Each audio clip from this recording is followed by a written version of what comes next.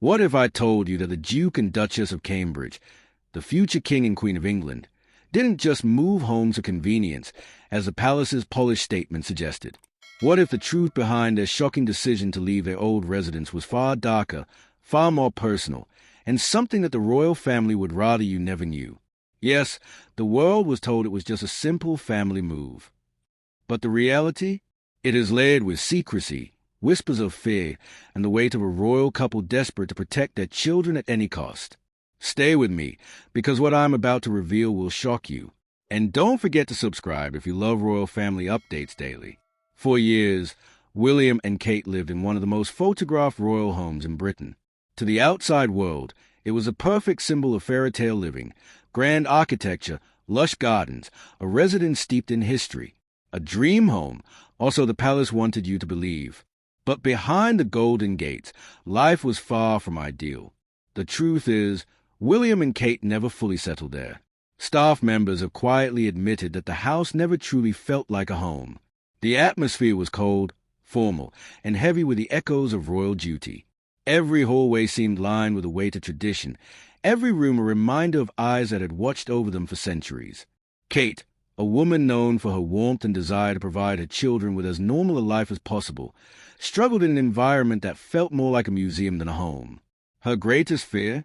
That George, Charlotte, and Louis would grow up under the same suffocating shadow that haunted William's own childhood. Now, let's talk about the pressure. Living in that residence wasn't just about comfort. It was about scrutiny. Every movement inside those walls could be observed. Security cameras, staff, even outsiders attempting to get too close. Privacy was almost non-existent. William and Kate often spoke about wanting a normal childhood for their children. But how could that ever happen in a place where even the laughter of a child risked becoming tabloid fodder? The couple grew increasingly frustrated. They wanted freedom. They wanted peace. They wanted their children to run barefoot in the garden without wondering who might be watching. And then the whispers began. The house they once called home carried a history darker than the glossy palace tours would ever admit.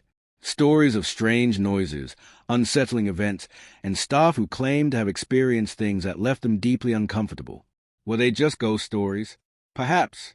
But for a family already living under pressure, the thought that their safe haven might also carry an eerie legacy was deeply unsettling. Kate, in particular, was said to have been unnerved by what she heard. Whether the tales were true or not, one thing was clear. The house was never the fresh, secure start they had hoped for.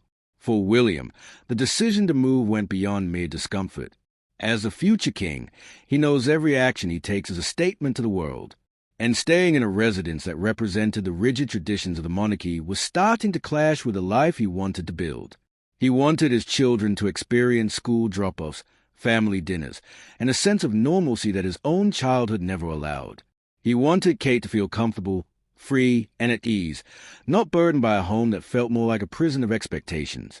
When security threats, growing privacy concerns, and the eerie legacy of the home all collided, William reached his breaking point. Enough was enough. And so, the couple quietly planned their escape. To the world, it was announced as a simple relocation, something practical, something convenient.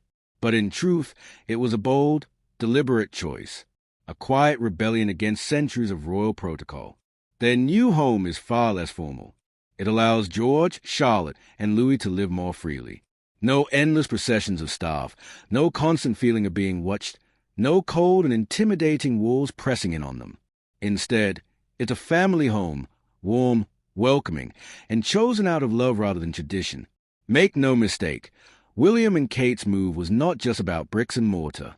It was a symbolic act, a declaration that they refused to be shackled by the past, that their children's happiness is more important than public perception, that being royal does not mean being trapped.